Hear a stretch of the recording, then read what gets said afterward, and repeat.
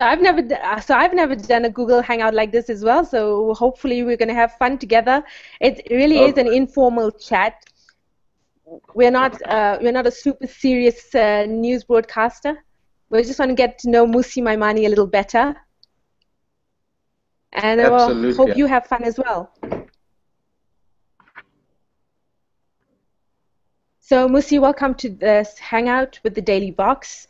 In case you don't know, in case you haven't heard of the Daily Vox, we are a young news website. We've launched, under a year ago, and we look to speak to young South Africans, but we're also looking to amplify the experiences and the views of young South Africans in the national media.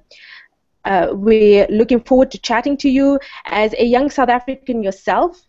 We'd like to know, what makes Mmusi Maimane tick, but also how Mmusi Maimane is doing, in this very, very challenging political sphere we have at the moment. So welcome, Mmusi. Thank you so much for having me, and it's good to do a Google Hangout. I think it's super great fun, and obviously to anyone else who's listening on this whole thing, I think that's fantastic. Good to see them. I'm certainly looking forward to it. I think one of the nice things about technology is that it gives you access to anybody and everybody, and I think I really appreciate the opportunity. Yeah, I'm certainly looking forward to it. Thank you. So, Mmusi, I'm sure you've been keeping touch with the news overnight. Sensational headlines of a huge leak from our state security agency. We've already seen a statement from the Democratic Alliance about it. What about this particular leak concerns the Democratic Alliance? And you, as the DA leader in Parliament, tell us what exactly concerns the DA regarding this leak. Well, it's an important security breach as a start. Secondly, that in fact there can be information that is sensitive to the state of South Africa being leaked in the manner that it is, particularly to a news agency like that is worrying. Secondly, that in fact where it positions our relationships with other foreign for a two-state solution.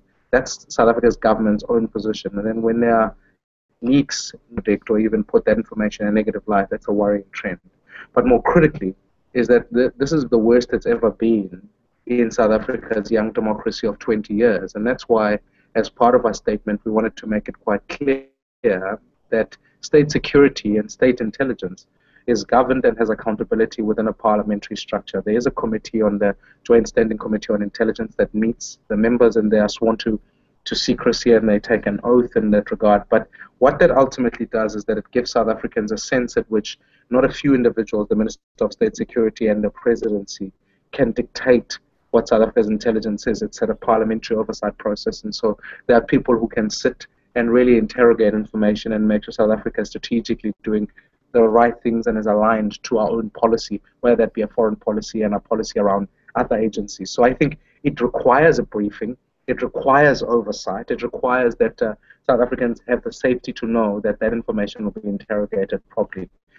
I mean, state security and state intelligence has multiple layers, and in particular instance, it flows from the department, but there's also military intelligence, there's also a sense at which police intelligence, and we need to be concerned and monitoring as to how those processes happen. So I feel as a South African, feel a bit, as a parliamentary leader, I feel very embarrassed that information is out in the public domain, but I think it now needs to be interrogated in the right committee. Mm-hmm. So, Mmusi, you won over many people during the debate last week, the State of the Nation debate, with your very rousing speech.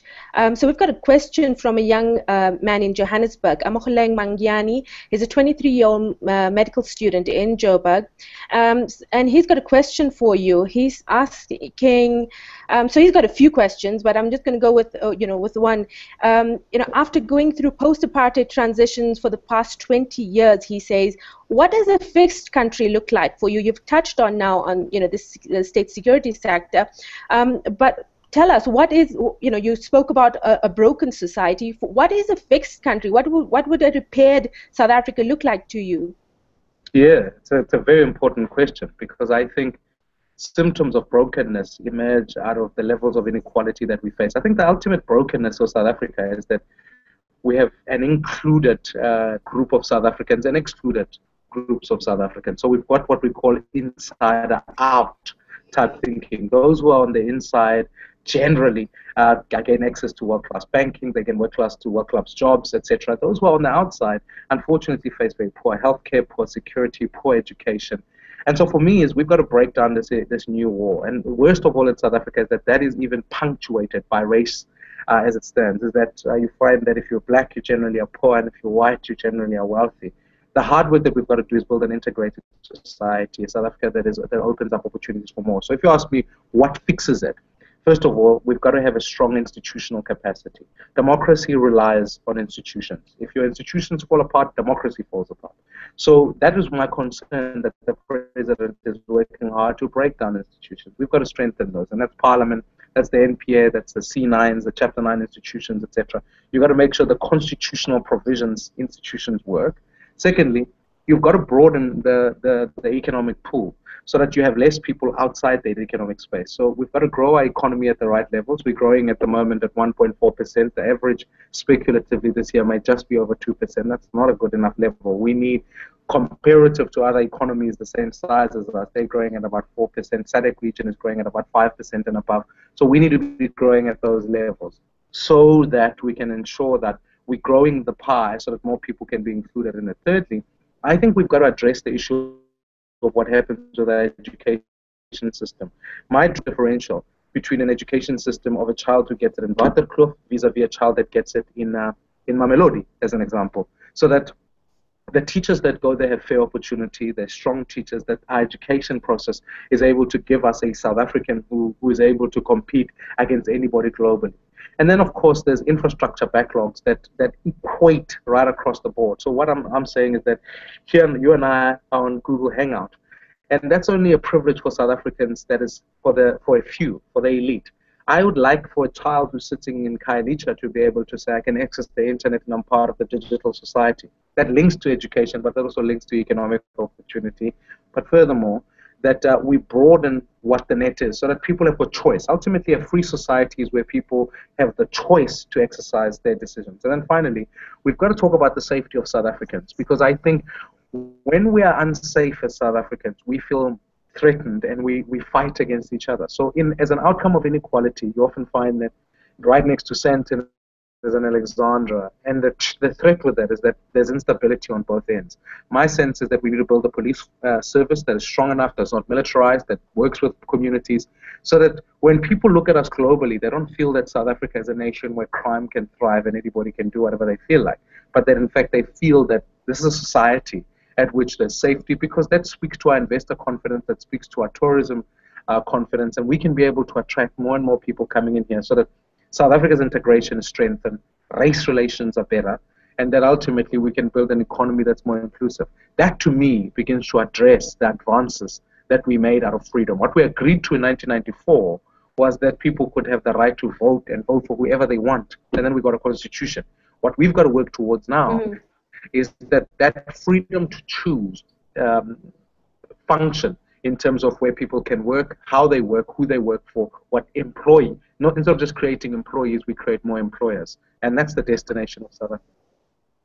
Mmusi, somebody who doesn't seem to like you much, Gareth Van Onselen yesterday felt that, as much as your speech was praised very, widely, he felt that it was a wasted opportunity and you should have been concentrating on the economy. You've spoken about the economy now.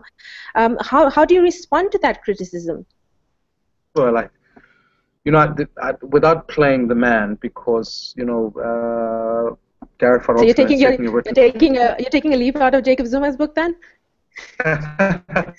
Well, certainly, I've got enough articles from Gareth Van Onselen more than any other journalist in South Africa, which must tell you something about that whole thing. But put that aside, I think if you read the extent of the speech, the economy has got many variables to the economy.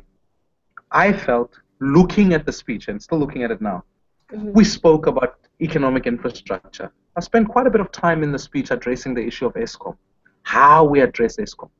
I spoke against monopoly, which is the notion that in fact we shouldn't give monopoly to Telkom, to Sunrail, to ESCOM to be able to take economic infrastructure and make it monopolized. I spoke at length about the stimulus package for small businesses, small medium enterprise, to say this: we need venture capital, we need to allow mentorship processes for young people. I spoke at length about the fact that we need to make economic, the monetary and fiscal policy needs to allow itself to be easy enough for people to be able to interact with and be able to assure that government's efficiencies are in place. I spoke about increasing the level of employment. I highlighted the fact that under President Zuma, 1.6 million more people have lost their jobs. So, unfortunately, it's up to what you read, what angle you read the speech from. If your angle, your predisposition is to say the speech is always going to be negative, you are going to miss information that is blatantly in front of you. That was all in the speech. And I invested a lot of time speaking about education that is linked to about how we create jobs and opportunities for young people. I highlighted a youth wage subsidy in the same speech. So I'm not sure what further. There's more that one could speak about in an economic debate, as that will happen this afternoon in the House. But the speech is certainly anchored itself in the solution sections of it, about the economy, about education, and about the ending of corruption. So you choose to hear what you want to hear, but I think if you read the speech fairly and accurately, you'll discover quite quickly that in fact we had spent a lot of time speaking about the economy. Mmusi, you've touched on the fact as well that our economy remains fundamentally untransformed. So we've got a question from Mlungisi Radebe from Rustenburg, and he asks, in the issue of land, since the willing buyer, willing seller policy has failed and whites still hold the majority of our land, what then should we do to properly distribute land equally? I think it depends what type of land you're making reference to. I think sometimes the conversation about land cannot be disassociated from other factors such as food security. They cannot be disassociated from economic opportunity. There are many starting points to this conversation, and I don't want to, even if I to interact with a conversation about willing buyer, willing seller, we must interrogate what are the reasons for that, because willing buyer, willing seller assumes a constitutional order. It's part of our discourse as South Africans that says property rights will be protected. So we mustn't be quick to depart from that, because why it hasn't worked is the fact that, of course, prices have been inflated on one end, but on another end, that you find that the judicial process of people application for land has sometimes been slow and not quick enough. So I think we must interrogate why policy fails before we say the entire policy is a misnomer. But here are some key things. I think the first one is we have to talk about urbanization. 62% of South Africans, this according to UN statistics, make it clear that 62% of South Africans will be moving to urban places. So when we have a conversation about land, we mustn't depart from urban rights. And I think, like me, like many Sowetans, like many people, we need to be able to give people title deeds. It's bizarre to me that township economy around the sale of houses has not been accelerated at the rate that it has, because most people, you need to be able to be the owners of your land, you need to be able to sell it in whatever way you want it so that you can create an asset within which you can trade. So we must accelerate that process, and you can go through an audit of municipalities and discover that some people are still living in municipal land that is on a 99-year lease. That is just apartheid revisited. So we need to do that. Secondly, is we need to decide how we deal with our agricultural sector, and we're saying that the process of part ownership or ownership in that space must be key if you deal with the people who work the land, because that's an important process of transformation. If you leave it to the same piece of legislation such as what PE does, you end up re-enriching people who are already empowered. I'm saying allow for people who work the land, and that's what the NDP proposes, that in fact you can be able to create share equity schemes and partnerships with municipalities so that land can be used in an equitable manner so that food security is not compromised. Because what you don't want to do is be taking land and putting it in people who are not going to use that land for the same agricultural purposes that you need it to be. You must ensure that that land still remains productive. But then thirdly, where there are land claims, we must expedite the process of being able to settle them. The challenge here is that, of course, dealing with the judiciary, dealing with the land claims that have been open there, I congratulate Mayor, even someone like Mayor DeLille and the Western Cape government have been quite at the forefront of accelerating all land claims so that, in fact, that process is transferred quickly and where land cannot be expropriated but the right capital be found. So, yes, there's a limitation about money, but I think we can accelerate that process to make sure that land claims are settled quick enough ensure that people have got security in that space. And then thirdly, obviously the issue of security of tenure is important. When you and this is where, for me, the security of tenure issue is important from a farming perspective, so that people know that they can still produce. But we want to propose as the DA, unlike what the ANC is putting on the table, which is to say the new expropriation bill says that chiefs in traditional communities can be able to be owners of land. I think that's a wrong route to go, because all that does is that it reenacts Bantustans, as it were. It gives a person land, and then they can distribute it however way they like. That's a protection of chiefs. It's only its own sole exercise is to make sure the ANC remains in power. I'm saying let's go a step further. Let's go further than just giving it to chiefs. Let's give it to individuals. Let South Africans own the land that they live on, so that they can be able to trade against it. So I'm against this new expropriation bill for those reasons. I think it will empower chiefs at the expense of South Africans, ordinary South Africans, from wherever they come from. So, Mmusi, that's a very, very meaty answer, and certainly a very complex, a very complex and very nuanced answer you've given on your position. But we've got a question from Tapelo Lahoa, who asks, aren't you just then protecting white privilege? I mean, I think if you want to say to me it's a protection of white privilege, we must understand the economics behind land. So if you say, let's accept, yes, there's a historical legacy at which white South Africans were able to acquire land, and acquire land at a very low level, some of it legally or illegally.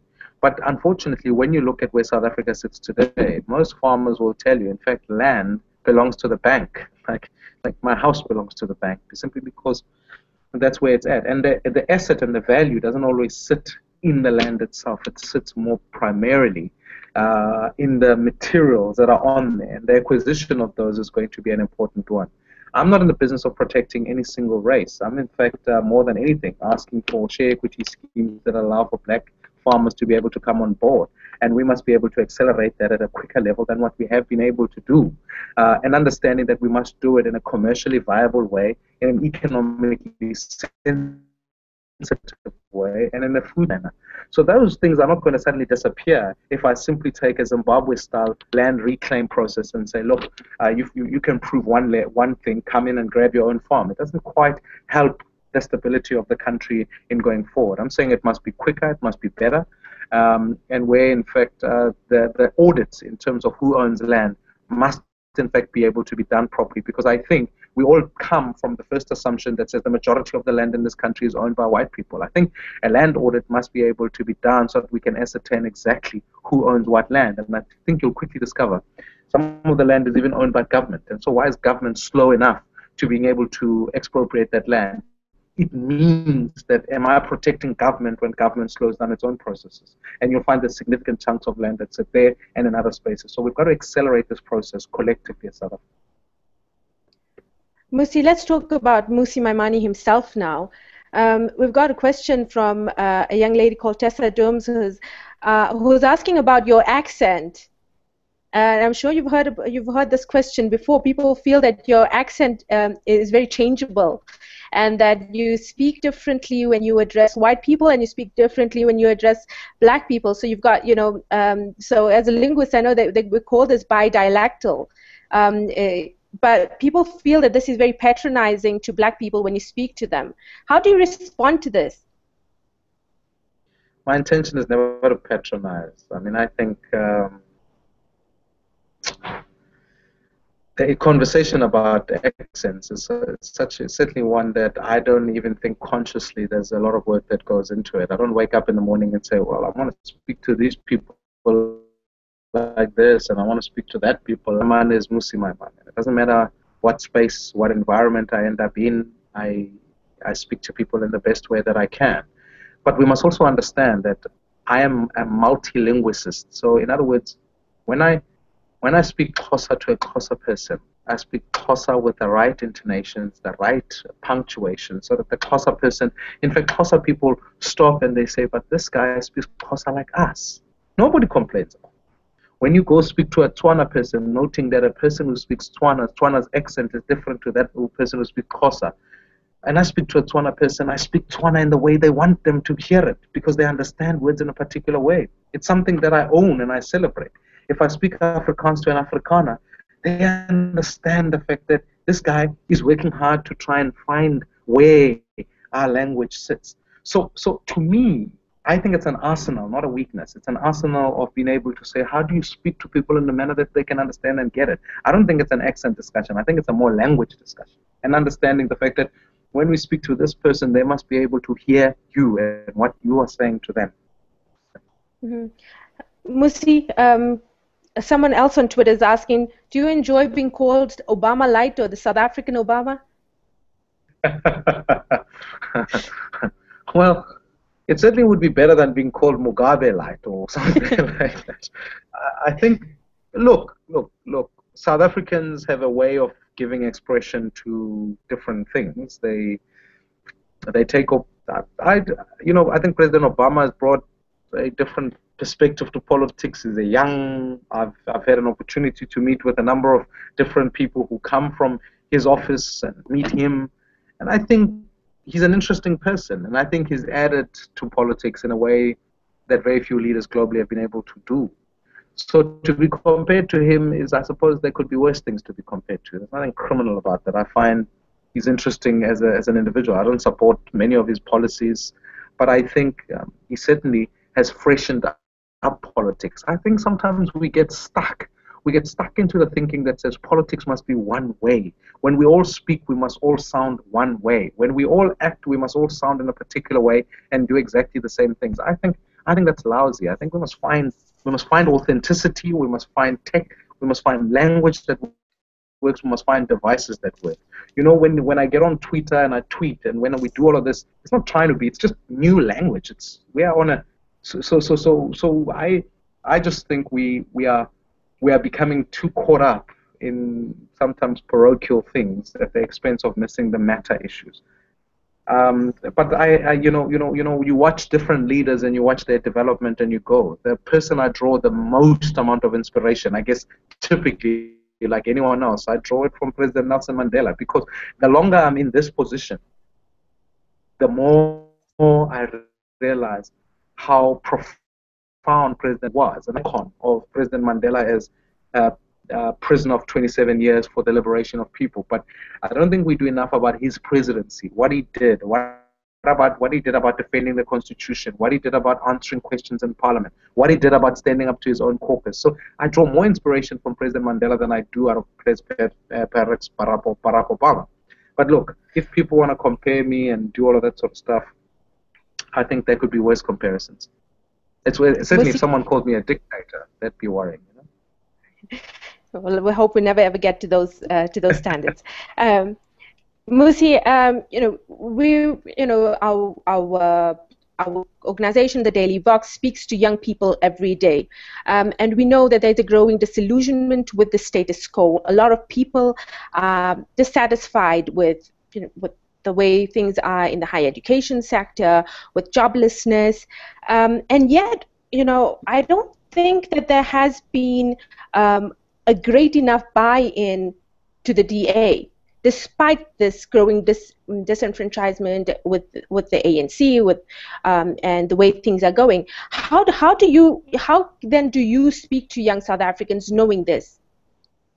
No, look, I understand history. I understand how long it takes when you have a liberation movement that has been in power for the time that it is. And I understand the fact that sometimes people go to the polls as an expression of their identity more than the idea of ideas and ideals. So I understand that. But I think sometimes people forget actually how difficult it is for opposition movements to actually grow and to survive and then to thrive. Because if you understand, look, there are many other opposition parties in South Africa. People would have thought COPE were the future of this country, and yet COPE has floundered. People think the EFF is the future of this country, but you can see there's already immediate evidence that there are certain challenges with them. People thought that the UDM would be that. It's hard, and I think sometimes people forget that. It's hard for everybody. To have been able to grow from 1.7% in 1994 to 22% now, I think is a significant achievement. If you look at the metro came into the city of Johannesburg, the DA was below 30%. Was in fact in the late early 20s, paid and got to 35%. Now, to get 35%, if you understand a meeting with and even in that conversation, their party is in government with an amazing majority of just 39%. So established democracies don't lend themselves to these super massive 62% that the NC's got. But I think we've shown that even in Johannesburg, we got to 35%. In Tshwane, the ANC in 2014 dropped below 50%. And if you look at Gauteng, we took the ANC from 64% to 53%. So that's a 11% drop. So I think the tide is turning. I think it may feel like it's slow, but it is certainly happening.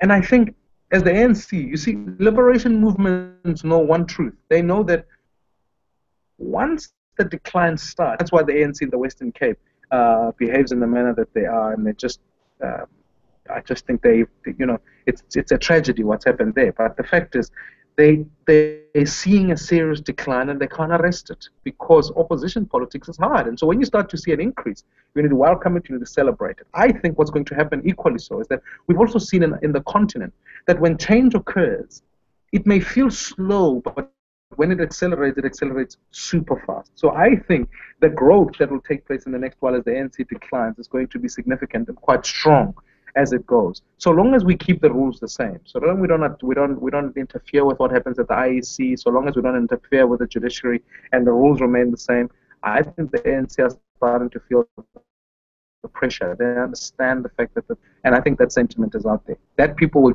they'll choose multiple different parties, but I think the opposition collectively, then if I arrest the question at that point and say collectively, I think the opposition is growing while the ANC is shrinking. Mmusi, I know you don't have much time. You're hurrying for a press conference at 11. So, a final question to you. I remember, you touched on local elections. You touched on Johannesburg and Soweto. And I remember, during the last local election, when we saw your face on posters, and you were relatively unknown then. Many people didn't know who Mmusi Maimane was. And here you are today, leading the DA in Parliament. You're about to, tell South Africans what the DA's idea of the budget, of the national budget should be.